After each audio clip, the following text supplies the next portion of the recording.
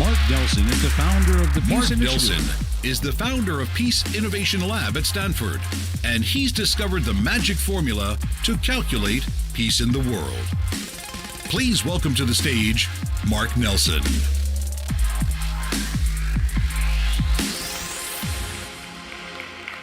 Thank you very much, everybody. I'm very happy to be here this afternoon. Are you having a good time? Which of the talks did you enjoy so far the most? All of them. That's a good answer. That's very diplomatic. I was very impressed with Mr. Marcus's very dystopian view of the future. The passing, what did you guys think about that? It was pretty impressive, wasn't it? So I'm here to try and give you the other side to that. I spent most of my last decade warning people that that's the future we're headed for unless we very deliberately, very intentionally try and design something different. And we started by looking at how can we actually measure peace. And it turns out, when we started doing that, it turns out technology is really good for measuring peace. And all of you who are using technology in your business, when we started measuring it, what we discovered is you are increasing positive engagement in the world, which, by the way, is actually peace. When you look at how to reduce violence, that's not peace, that's conflict reduction. And you reduce all the violence in the world, and you still don't have good behavior, you just have a lack of bad behavior. It's better, but it's not peace yet, right? So we started focusing on how to teach people to design technology that augments, leverages, improves people's ability to be good to each other. And then when we started measuring who's doing the most of this is where the story changes, and it's not about me and my lab anymore, or my team, or my amazing co-director, and all the work we've done over the last decade. Guess who it's about? It's about you, because business is doing far more for increasing positive engagement in the world than all the governments out there, than all the humanitarian sector, certainly far more than militaries, even which mostly deploy on humanitarian missions these days. Turns out, positive engagement, we can measure episodes of positive engagement. Those social round trips that Dan from Zynga was talking about, those little episodes between one person who's somehow different from you, and we can see their group differences, and we can see your group differences, and we can see that episode, and we can see what quality of engagement was that. When that happens, you are measurably increasing peace in the world. Sounds good, right? We got to talk a little bit about how that works, what's the connection, and to do that, we got to understand negative engagement a little bit. So I'm going to give you a tool here for how to think about this, and that helps you plot a roadmap through this space to get to the kind of outcomes you need to get to. And then I'll talk a little bit at the end about why it's so important that we help you get to those outcomes for the world. So here on the vertical, we're looking at quality of engagement. This is zero, obviously, is zero quality and negative engagement, because when most people think about peace, first thing that comes to their mind is not war or not violence. All right, so we got to look at what does negative engagement actually look like, and then here's quantity of engagement. Now we have a design space. We can start measuring episodes of that engagement. If you are, for example, in airlines, and you fail to let a young couple who've just had their wedding board the plane for their honeymoon, you can start tracking. Here's an episode of negative engagement. And if you then, one of your passengers tapes your steward or stewardesses insulting passengers and that goes viral, that's reaching far more people. It's not just that couple affected anymore. And then if one of your passengers' dogs dies in the overhead compartment, that starts getting worse and worse, right? And then, God forbid, they call the police and beat you up and drag you off the plane while everybody's videoing. When those kinds of things happen, we can see right away the relationship between this brand and their customers is going downhill. What's also happening at that moment is the relationship between all the group identities on both sides is going downhill. In those examples I just told you about, the relationship between Chinese people, Asian people in general, and that brand went downhill really quick because of the shared group identity in the last example. Now, when most people are thinking about peace, especially in a context like that, they're thinking, how do we intervene on this trend line and push it back in this direction quick? And there again, I just want to emphasize for you, That's what your crisis management people will tell you. That's what the PR people will tell you. It's certainly important to do that when you have a crisis, but that will not get you where you want to go. That will get you out of trouble, but you cannot save your way into the world you're trying to get into. So you need to be thinking instead about how do you get to positive engagement. By the way, things end there really quickly.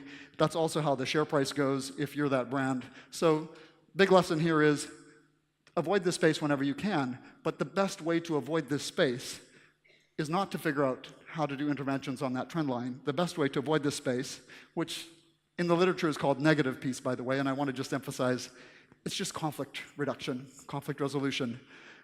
The best way is not to operate here at all. The best way is to start looking at how do you measurably increase positive engagement. What does that look like? To do that really well, there's a series of steps you have to go through.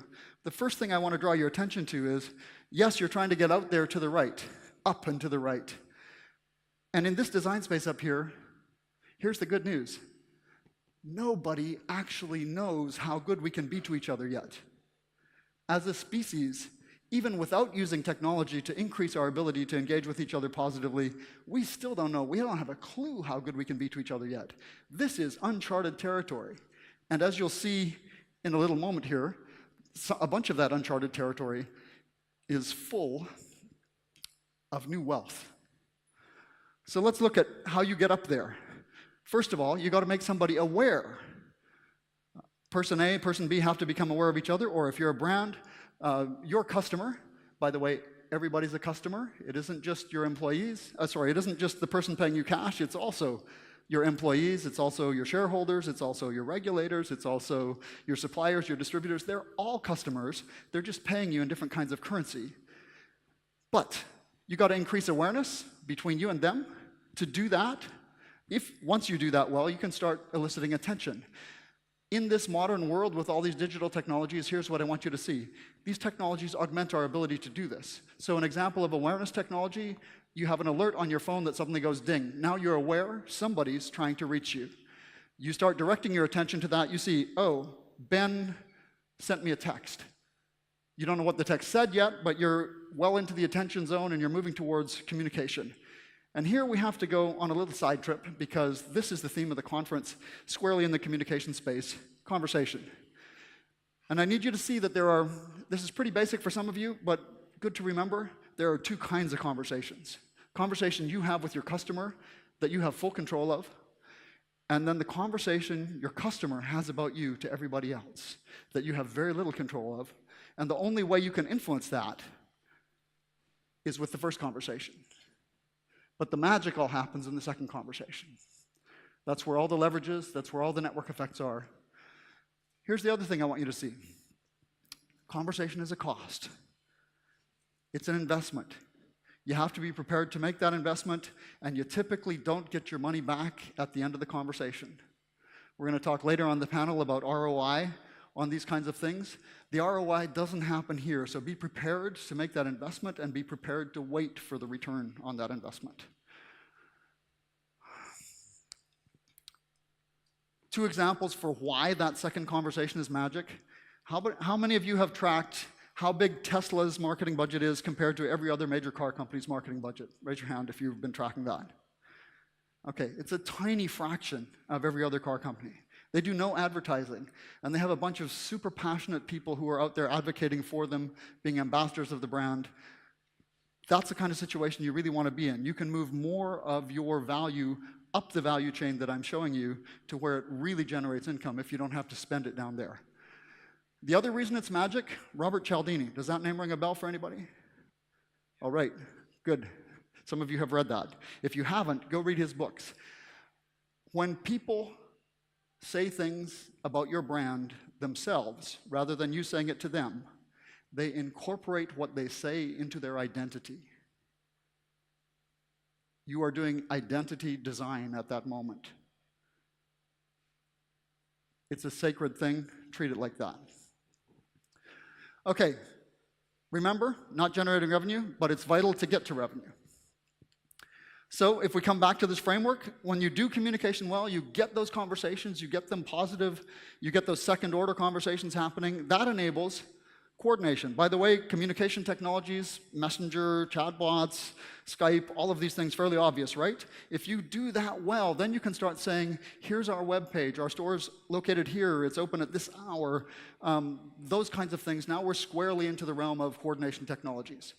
If you can do coordination really well, then you can start getting cooperation. Cooperation is where high-level stuff begins to be really interesting. By the way, for businesses, cooperation is something like when you have a major fight with another business, you don't hire somebody to follow them down a dark alley and break their kneecaps. You call your lawyer, and they call their lawyer, and you work it out over the next 3 years, and only the lawyers typically get rich off of this. But that's an amazingly high level of cooperation. And I use that example because it helps distinguish it from where we're trying to get to here. Above cooperation, augmenting technologies there, by the way, would be things like Google Docs. You all jump into a Google Doc, write a proposal together, and so on. You still haven't earned any money. Key point here, this is all positive, but unstable. So it's way better than anything in the negative space, but you got to work your way up the stack, and you're not getting anything back yet. The cost of engagement goes up at each of these levels, and the mutual benefit is lower than the cost of engagement. And so this can fall apart at any moment. But if you can get over this threshold to collaboration, defined as mutual benefit in excess of the cost of engagement, redistributed back over both parties, if you can get over that line, magic happens. An example of this kind of technology, how many of you have used Uber or a ride-sharing service like Uber in the last day getting around Prague? Okay. You were working up there because you can see Uber moves you through the whole stack. You pull out your phone, say, I need a ride. You've got awareness of the network, awareness of the algorithm, awareness of Uber right away. You say, I'm going here. They start directing the attention of their drivers towards you. They start communicating with their drivers right away. You start, bing, Jose is going to meet me over here at this time. Okay, I need to be there in 6 minutes. Now you're squarely into the coordination. You go get into his car, you open the door, you say hi, and you sit down. That is definitely cooperation at that point, and nobody has earned any money yet. Don't forget, nobody has earned any money yet. You haven't generated new wealth yet. But 7 minutes later, when you get out of the car, say thank you very much, and you rate him 5 stars, and you pay him a compliment, and you leave a tip, you have created new economic activity at that point that could not have happened any other way, couldn't have happened without that technology. You never could have found each other, never could have trusted each other, never could have settled a transaction like that. That's new wealth. And that new wealth, Uber can give some of it to the driver. You save a bunch in terms of the hassle that you would have had owning a car or renting a car in Prague and parking and so forth. And there's enough of that new wealth left over that Uber can invest in making the next ride for you or the next person a little bit better. Now, I'm using Uber on purpose precisely because they're a controversial example. And I want you to see, none of this stuff comes for free. There's always a social cost. There's no magic bullets here. But it's measurably better than some of the previous alternatives, at least in some ways.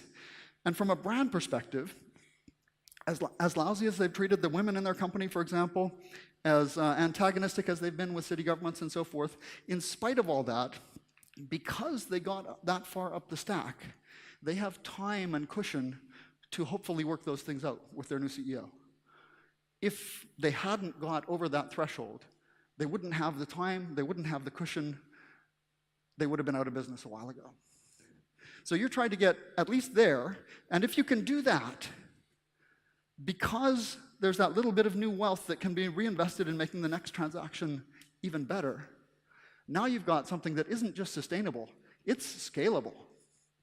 This is where every business that succeeds is trying to get, and if you're succeeding, it's where you have gotten. And then, so the question is how to stay there, what other things does that enable, how much higher value can you create there?